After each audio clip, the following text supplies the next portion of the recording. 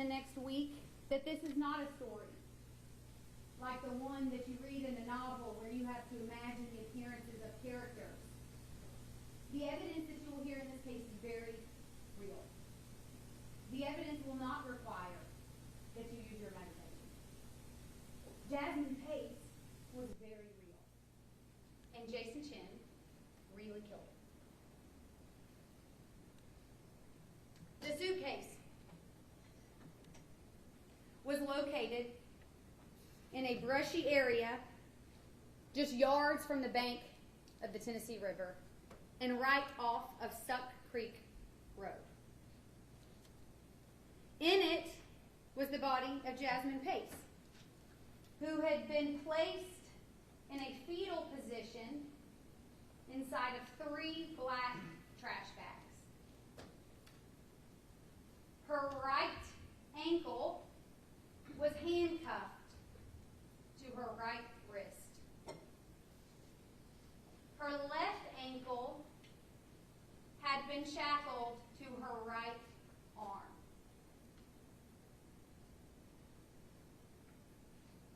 Her wounds were extensive. You will hear from Dr. Cogswell, the medical examiner for Hamilton County, who will describe those wounds in great detail.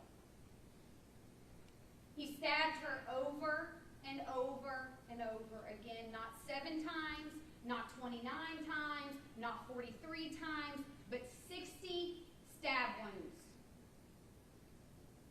One wound, a through and through, from the right side of the neck all the way through the left.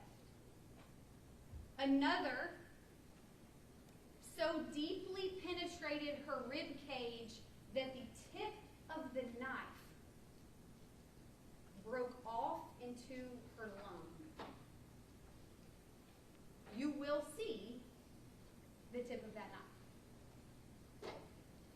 The state of Tennessee is required to prove to you 3 elements for first-degree premeditated murder.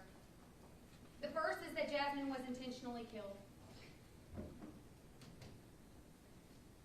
The second is that it was with premeditation. You will hear facts and evidence. You will see photos. You will hear from witnesses that allow you to believe beyond a reasonable doubt that she was intentionally killed and that premeditation was involved. But the third element is that the state of Tennessee has to prove that he did it. I'm going to start from the beginning. The 2 of them had been seeing each other, Jason and Jasmine. On Tuesday, November 22nd, 2022, the week of Thanksgiving, Jasmine left her home and drove to Jason's apartment, a 1-bedroom apartment where he lived by himself. She was never heard from again after November 23rd. After November 23rd, 2022, her friends and family never heard from her. She never returned home, and she missed Thanksgiving. Like most families would, they knew something was wrong. You will learn that Jasmine's family quickly suspected that Jason Chen had something to do with her disappearance. Despite the family's best efforts to get the police department involved, initially the Chattanooga Police Department was of no help. Jasmine's family was forced to take matters into their own hands. So, on November 26th, 2022, you will learn that Jasmine's family broke into his apartment. You will hear that. You will hear that they were trying to find their daughter and their sister, and that they went in to his apartment. Of course, Jason wasn't there, but what was there? Some of Jasmine's belongings, including her driver's license and her credit cards. You will hear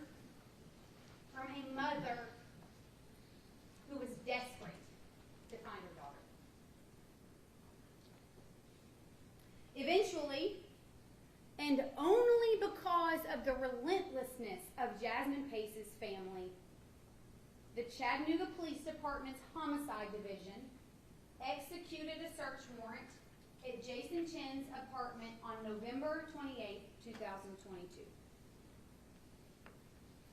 The missing persons investigation quickly became a homicide investigation when, even despite his best efforts to clean it up, Jasmine's blood was everywhere. Jasmine Pace's blood, upon the execution of the search warrant, was located all over Jason Chen's apartment.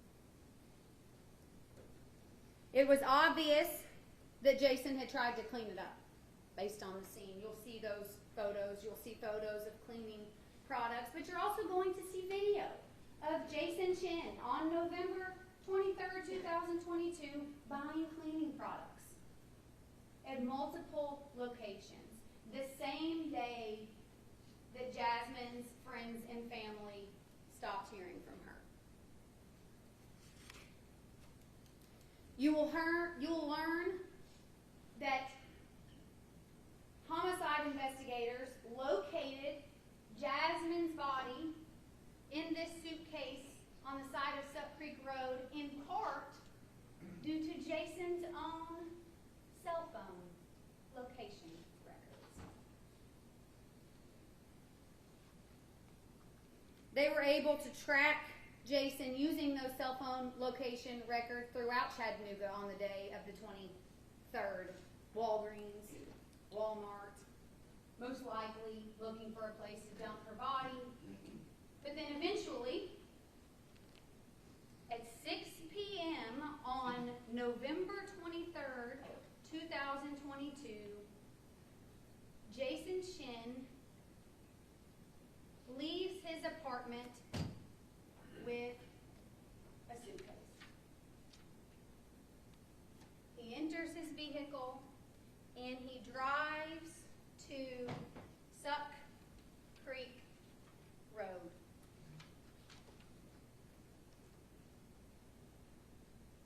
You will learn of other efforts that Jason took to try to cover his tracks. How he ditched her vehicle in a random apartment complex on Mountain Creek Road so that it was no longer at his apartment building. He sent text messages to Jasmine's phone to try to create an alibi when she was dead inside of his apartment and he was in possession of her phone. You will hear facts of cover-up. You will learn that police never found Jasmine Pace's phone, but they did find her SIM card. The small chip that goes into the side of our phones to store all of our phone's information, her SIM card was located. Where was it? It was in a glasses case inside of Jason Chen's backpack that was in his possession when he was located by the Chattanooga Police Department.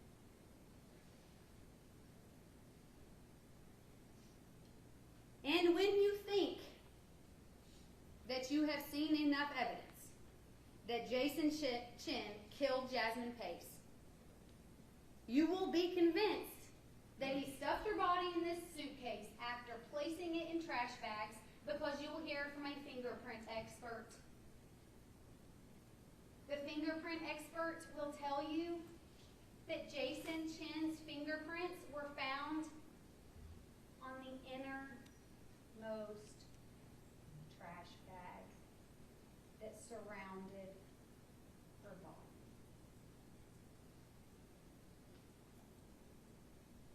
In the first few days of trial, you're going to see a few witnesses that may at first seem confusing to you.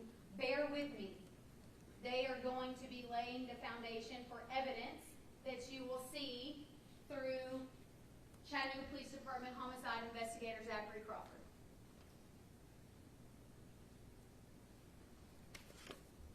Over the course of the upcoming week, the state of Tennessee will prove to you beyond any reasonable doubt that Jason Chen handcuffed, sliced, stabbed, packaged, and discarded Jasmine Pace. I ask that you carefully consider this evidence. The state of Tennessee will give you the dots, and we will help you connect them. At the end of trial, I'm going to humbly ask that you find Jason Chen guilty of murdering Jasmine Pace in the first degree and then of using her corpse. Thank you.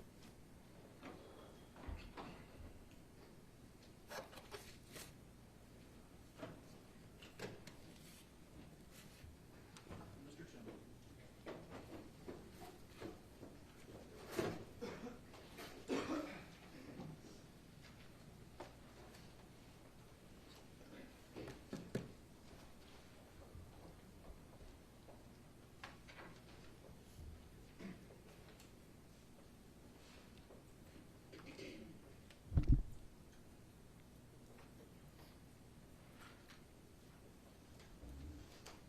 I told you when we were in Nashville that I wouldn't waste your precious time. I have no intention to waste it during the course of this trial. In the early morning hours of November 23rd, 2022, Jason Chen killed Jasmine Pace. He didn't do it with premeditation. This is a voluntary manslaughter case. Voluntary manslaughter is the intentional or knowing killing of another in a state of passion produced by adequate provocation, sufficient to lead a reasonable person to act in an unreasonable manner.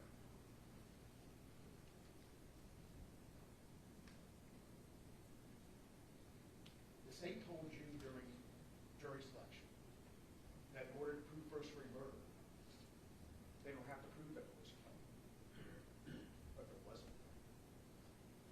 The state told you in jury selection that they don't have to prove a motive. There isn't. What the state does have to do is prove premeditation, and can't, because it wasn't.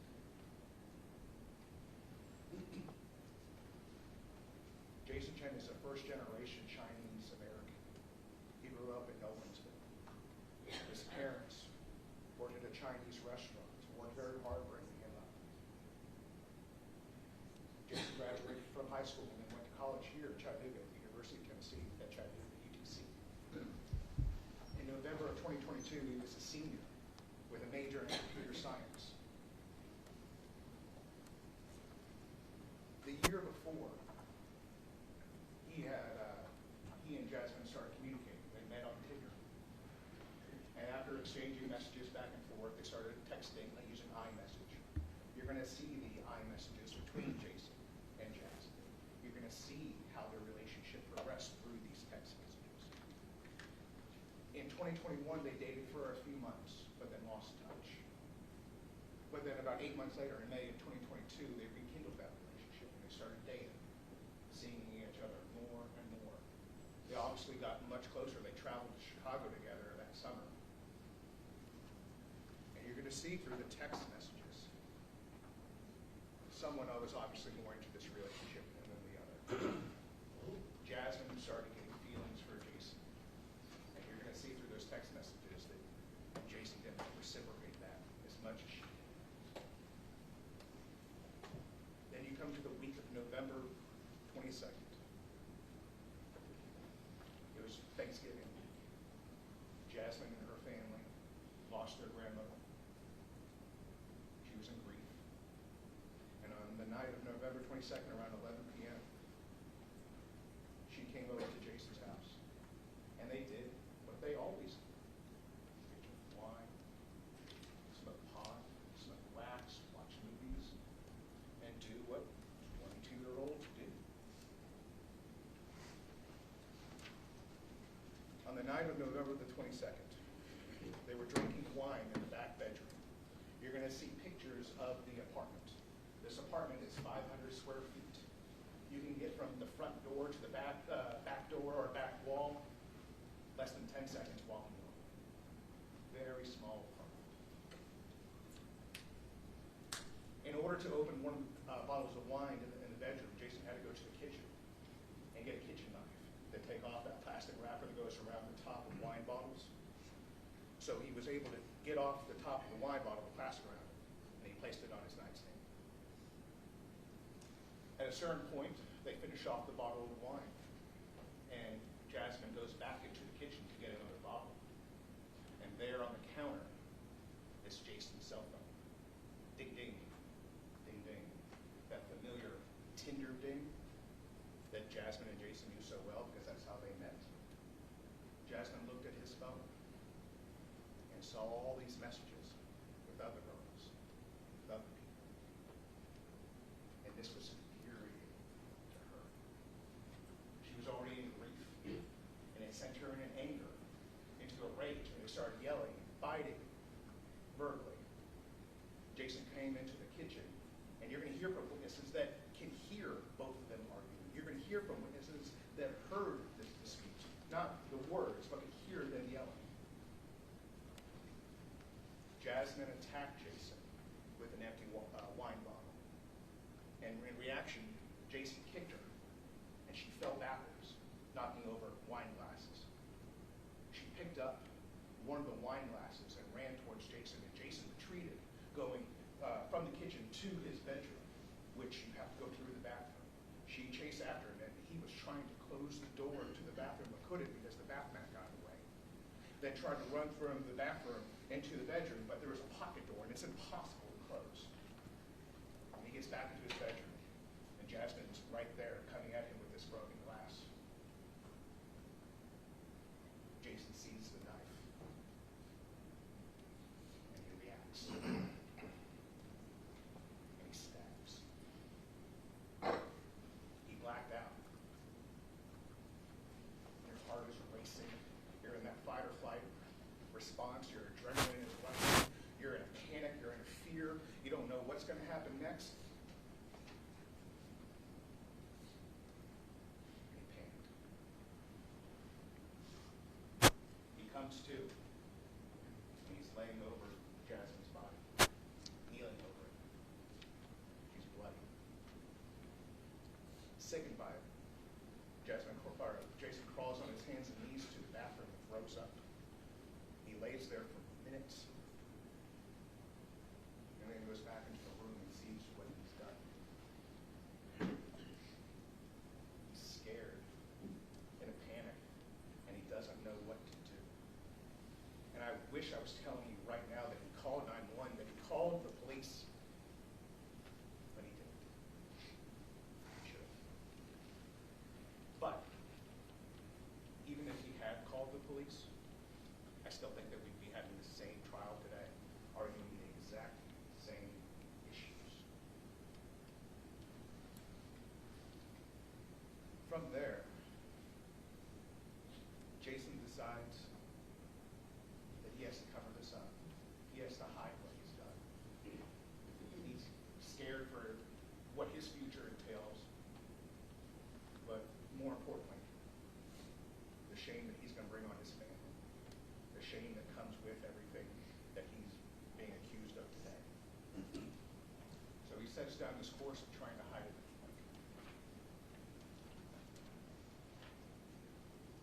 He places Jasmine in trash bags, puts the handcuffs on her after she is dead, so that way she can fit into the trash bags, and so that he can put her into that suitcase.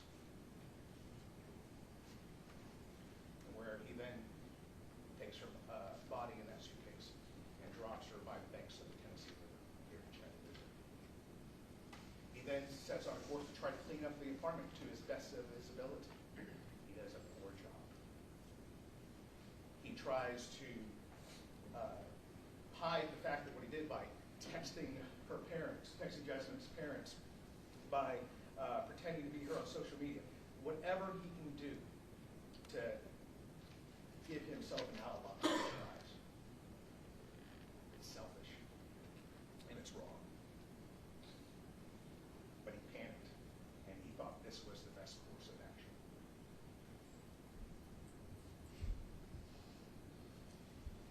a couple other things that complicate this case.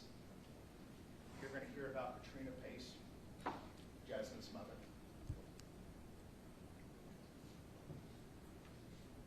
Any person whose child is missing who would go to such lengths and have such courage should be commended. She broke into Jason's apartment to search for her daughter. She also went in other times than that first time. She went in at least 3 or 4 other times doing 2 things. One, contaminating the scene. She couldn't have known what had happened there. I don't think that she purposely contaminated it. But what that's going to show in the evidence is the state's going to show you what's called luminol, blue star agent. That reacts with blood, and it creates a blue image. The cleaning materials and the blood that Jason cleaned up was tracked by Katrina Pace, all of her family that went in and out of this apartment.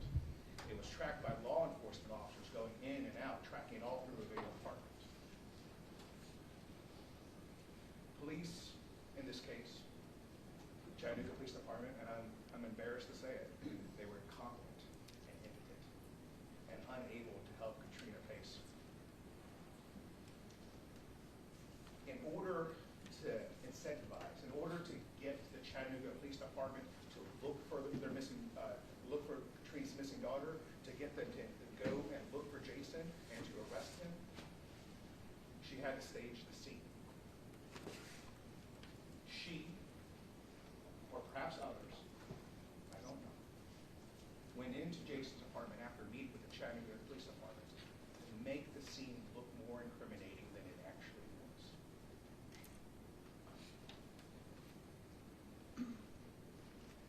You'll see a knife on the bed that wasn't there when Chattanooga Police Department went through the apartment initially before the search warrant was issued. You're going to see the differences between what the apartment looked like beforehand and what it looked like after. The second issue is the incompetency and the ineffectiveness of the Chattanooga Police Department. You're going to hear Zach Crawford. You're going to hear him testify at this trial that he told Katrina Pace and her family that he would tarnish this investigation if it meant bringing Jasmine back. Well, that begs the question, what did he do, or what could he have done to tarnish this investigation? What could he have done to manufacture premeditation so the state could show that to you today and over the course of this week? I promised you not to waste your time. The state's talking about fingerprints on trash bags, DNA found at the scene. I don't intend to ask any questions about any of that. The only issue in this case is whether there's premeditation. If there is no premeditation, this is not first-degree murder. This killing didn't happen after calm and cool reflection as the law requires. This is Jason.